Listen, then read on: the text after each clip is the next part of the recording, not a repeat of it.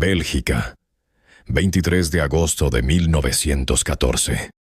Amanecer sin viento sobre el canal de Mons. El general Alexander von Kluck tiene 160.000 hombres. La Fuerza Expedicionaria Británica, el BF, tiene menos de 70.000. Los números son simples. La matemática, aplastante. El Kaiser había llamado al ejército británico un ejército despreciablemente pequeño.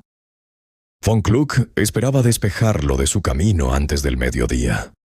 Había estudiado a Clausewitz, conocía la doctrina del peso, la masa, el impulso. 3 soldados alemanes por cada soldado británico a lo largo de esa línea de canal. Pero von Kluck no sabía lo que había dentro del cargador. Los soldados del 4º Batallón Royal Fusiliers estaban en posición detrás del parapeto. El cabo John Lucy observaba la carretera hacia el norte. Tenía su Lee Enfield de cañón corto, 10 cartuchos, un cerrojo que podía accionar en menos de un segundo, y entrenamiento para colocar 30 disparos apuntados sobre un blanco de 12 pulgadas a 300 yardas en menos de 60 segundos. 30 disparos. Abre el cerrojo, extrae, introduce, cierra, apunta, dispara. Lo que von Kluck no podía anticipar no era solo el volumen de fuego. Era lo que ese fuego hacía cuando llegaba al objetivo. Y esa diferencia, esa sola diferencia técnica, provocaría semanas después una crisis diplomática, acusaciones formales de crímenes de guerra y una reescritura urgente de la doctrina de infantería del ejército más poderoso de Europa. Esta es la historia del error de cálculo que cambió el curso de la guerra. Y de la bala que nadie, ni siquiera los británicos, había diseñado para ser lo que fue. El cartucho 303 British no nació como una solución elegante. Nació como un compromiso. En 1888, la Oficina de Guerra Británica adoptó el rifle Lee Metford, camerado en 303. El cartucho había sido desarrollado a partir del trabajo del ingeniero suizo Major Edward Rubin. Proyectil de 215 granos, punta redonda, propelente de pólvora negra. Velocidad de boca, aproximadamente 565 metros por segundo. Para los conflictos coloniales de finales del siglo XIX, hombres en campo abierto, distancias cortas, era suficiente. El problema llegó con el propelente. A principios de la década de 1890, la pólvora sin humo había llegado a Europa. Los británicos desarrollaron la cordita, un propelente en varilla compuesto de nitroglicerina, algodón pólvora y gelatina mineral. Más limpia, más rápida, mucho más prometedora que la pólvora negra. También ardía a temperaturas que el rayado poco profundo del Lee Metford no podía soportar. Después de aproximadamente 6.000 disparos, el rayado desaparecía. El cañón quedaba inservible. La respuesta de Enfield fue un rayado cuadrado de 5 estrías, más profundo, desarrollado en la Real Fábrica de Armas Pequeñas. El rifle resultante entró en servicio en noviembre de 1895 como el Lee Enfield. El cartucho siguió siendo el 303. Luego vino Sudáfrica, y el 303 encontró su primera crisis de identidad real. Los francotiradores Boers estaban armados con el Mauser 7x57 milímetros, proyectil más ligero, más rápido, trayectoria más plana. A 600 yardas, la ventaja del Mauser se medía en soldados británicos muertos. El proyectil de 215 granos con punta redonda caía antes. Derivaba más. A distancias medias largas, el 303 perdía. La respuesta de la Oficina de Guerra llegó en noviembre de 1910, el cartucho Mark VII. Proyectil Spitzer de 174 granos, reemplazaba el anterior de 215 granos con punta redonda. Apuntado, más ligero, más rápido. Velocidad de boca, 743 metros por segundo. El alcance efectivo se extendió de forma sustancial.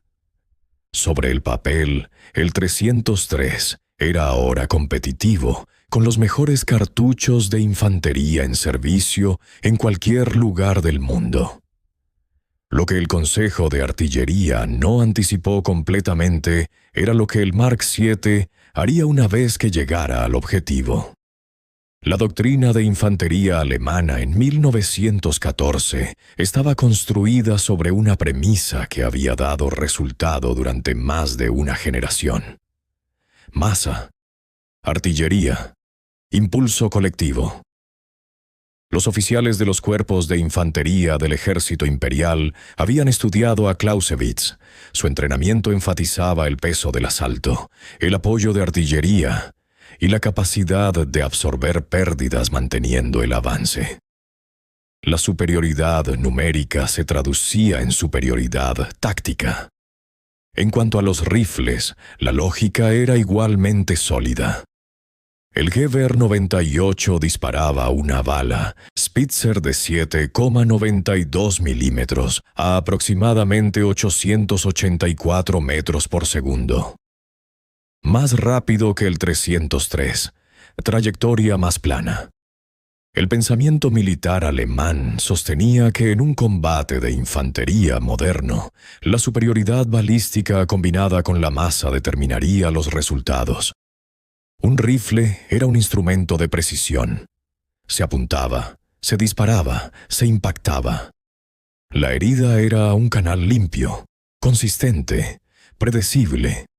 Eso era la suposición sobre la que se construyeron las tácticas de infantería alemanas en 1914. No era una suposición irrazonable. Era precisa para casi toda la munición de rifle en servicio en Europa. El Mark VII no era la munición de casi nadie. Del lado británico la situación era diferente. El BEGF era un ejército pequeño. Pero era por diseño el ejército de infantería con el nivel de instrucción individual de tiro más alto del mundo en ese momento. El entrenamiento del tiro de mosquete era la espina dorsal de la preparación del soldado británico desde las reformas posteriores a la guerra de los Boers. Un soldado entrenado podía colocar 30 disparos apuntados en un blanco de 12 pulgadas a 300 yardas en menos de 60 segundos.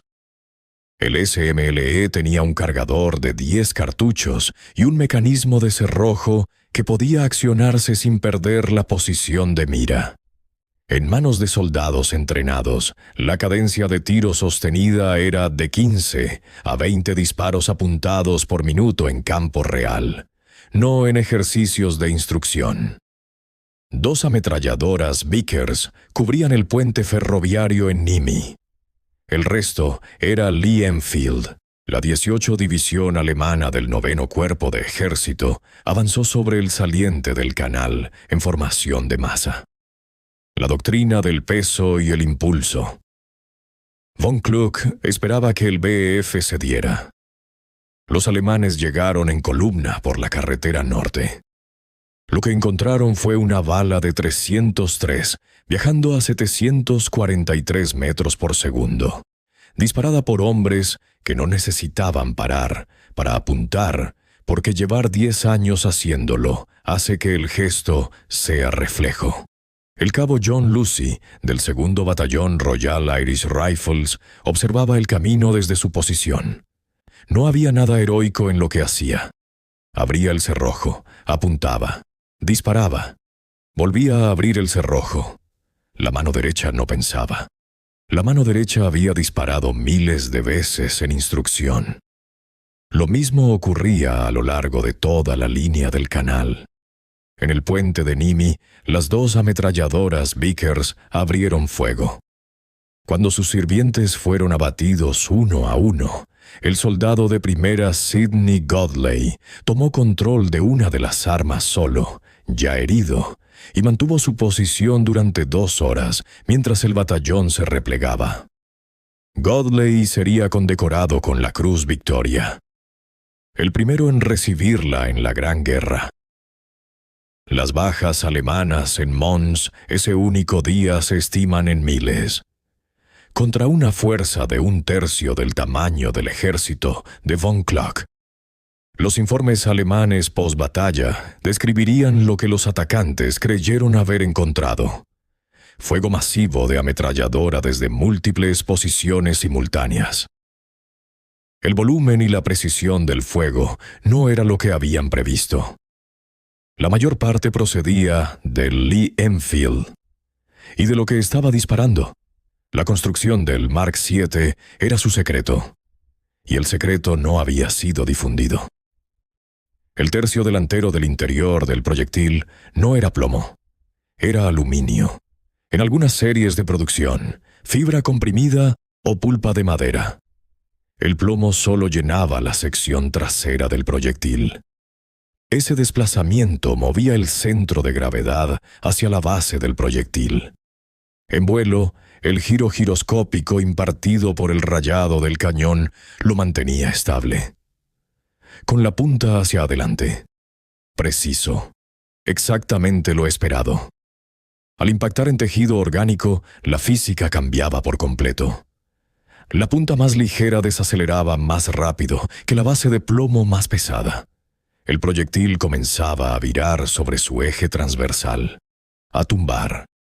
En el 63% de las heridas documentadas, establecidas en experimentos británicos sobre ovejas y caballos, realizados en 1911, antes de la guerra, el Mark VII volcaba. No atravesaba limpiamente. Rotaba, se curvaba en su trayecto y salía lateralmente. Un cirujano alemán tratando heridos británicos en 1914 documentó heridas que no correspondían al perfil limpio que su formación le había enseñado a esperar. Las heridas de salida eran alargadas. Aproximadamente 2,5 centímetros de ancho y 6 centímetros de largo. La cavidad interna no era un canal. Era un volumen perturbado de tejido, cuya geometría no correspondía a ningún proyectil de blindaje completo en servicio en ningún lugar. El establecimiento médico alemán llegó a una conclusión que tenía sentido perfecto desde su perspectiva. Los británicos estaban usando munición ilegal. Los periódicos alemanes acusaron al BEF de disparar balas Dom-Dom. El alto mando alemán presentó protestas formales al gobierno británico. Señalaron específicamente el Mark VII, alegando que su construcción de aluminio en la punta estaba diseñada para fragmentarse dentro del cuerpo y producir efectos idénticos a los de los proyectiles de punta hueca y punta blanda que la Convención de La Haya había prohibido en 1899. No estaban completamente equivocados sobre el mecanismo. Estaban equivocados sobre el estatus legal. La convención prohibía proyectiles cuya envoltura no cubriese completamente el núcleo o que estuviesen perforados con incisiones. La envoltura del Mark VII estaba intacta y completa. La punta de aluminio estaba dentro de la envoltura, no expuesta. No se expandía. No se fragmentaba en ningún sentido prohibido. Volcaba. Y el volteo, aunque producía heridas que los cirujanos alemanes nunca habían anticipado, no estaba prohibido por ningún instrumento de derecho internacional vigente. La posición británica era legalmente inexpugnable. El cartucho permaneció en servicio. Había algo más que los alemanes no sabían, y que los propios británicos habían tardado en entender. El aluminio en la punta del Mark VII no era un diseño calculado para producir heridas máximas. Era una medida de ahorro de peso para alcanzar el equilibrio balístico requerido. El volteo era una consecuencia descubierta en experimentos de 1911, confirmada en 1914, nunca oficialmente publicitada, el Consejo de Artillería británico, bajo presión para producir un cartucho que cumpliera con la Convención de La Haya, mientras superaba a los proyectiles que estaba prohibiendo, había producido algo que se situaba precisamente en la línea entre lo legal y lo letal. Y lo había hecho en gran parte por accidente. Las consecuencias del Mark VII llegaron más allá de los partes de bajas. Alemania presentó su defensa legal.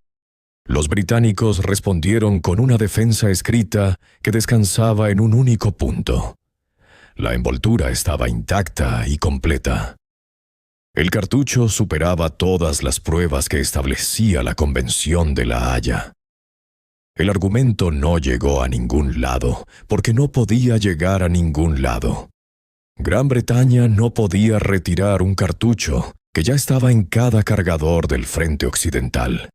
Lo que Alemania tampoco podía hacer era replicar el mecanismo en su propia munición de dotación. El núcleo asimétrico, aluminio o fibra en la punta, plomo en la base, era específico de la producción británica y del calibre. La munición alemana de 7,92 milímetros utilizaba un núcleo de plomo convencional en toda su longitud. Los ingenieros de artillería alemanes entendían el principio detrás del volteo. No lo adoptaron en cartuchos de dotación estándar. En parte porque hacerlo habría destruido el mismo argumento legal que estaban presionando. La doctrina se adaptó en su lugar. Para 1915, los manuales de infantería alemanes ponían mayor énfasis en el avance disperso y en el fuego y movimiento a nivel sección. Un alejamiento del asalto en columna densa. La ametralladora y la artillería impulsaron la mayor parte de ese cambio. Pero la incapacidad de predecir el perfil de herida del rifle británico contribuyó a un cálculo más duro. Cerrar con la línea del BEF costaba más de lo que las formaciones habían sido diseñadas para absorber. El registro del cartucho continuó acumulándose. El SML Mark III y el número 4 disparando carga. Mark VII pasaron por Palestina, el norte de África, Birmania y Corea. La munición aguantó. En 1947, India alcanzó la independencia. La fábrica de rifles de Ishapore, que había estado produciendo Lee Enfield desde 1905, siguió funcionando. El ejército indio usó el 303 hasta la década de 1960, retirándolo del servicio de primera línea tras la guerra de 1962 con China. Los rifles pasaron entonces a las fuerzas policiales del subcontinente, donde continuaron en servicio operacional durante otra generación. En Uttar Pradesh, estado con una población que supera los 200 millones de habitantes, 45,000 rifles Lee Enfield, camerados en 300, 3 permanecieron en servicio policial activo hasta el 26 de enero de 2020, Día de la República, cuando el Estado los retiró finalmente tras un desfile ceremonial. El gobierno indio había declarado estos rifles obsoletos en 1995.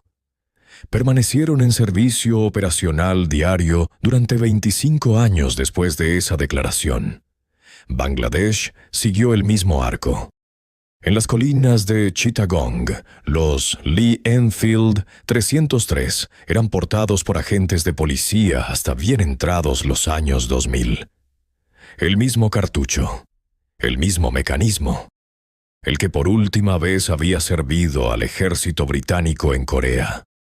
Los Rangers canadienses, fuerza de reserva que opera en las regiones árticas y subárticas del Canadá, portaron el Lee Enfield 303 como rifle de dotación estándar hasta 2015, cuando transitaron al Colt Canada C-19. El motivo del cambio no fue el rendimiento. Fue el repuesto. Los rifles fabricados en las décadas de 1940 y 1950 se desgastaban más rápido de lo que podían encontrarse componentes de reemplazo. El cartucho en sí podía encontrarse aún. Los rifles, no. Los ejércitos planifican para la guerra que han estudiado, analizan al enemigo, prueban la munición, calculan las pérdidas asumibles, construyen doctrinas sobre lo que saben, lo que ningún proceso de planificación ha contabilizado de forma fiable es la física específica de una bala que nadie ha recibido todavía. La protesta alemana contra el Mark VII no fue cínica. Los cirujanos habían visto las heridas. Los comandantes habían leído los informes. El argumento legal fue cuidadosamente construido. Lo que no habían contabilizado era que el Consejo de Artillería británico, bajo presión para producir un cartucho que cumpliera con la Haya, mientras superaba a los que estaba prohibiendo, había producido algo que se situaba precisamente en la línea entre lo legal y lo letal, y lo había hecho en gran parte por accidente. Von Kluck tenía razón sobre los números, tenía razón sobre la doctrina, tenía razón sobre Clausewitz. Lo que no podía saber, lo que ningún Estado Mayor del mundo sabía en agosto de 1914, era que la bala que esperaba encontrar y la bala que encontró eran cosas distintas.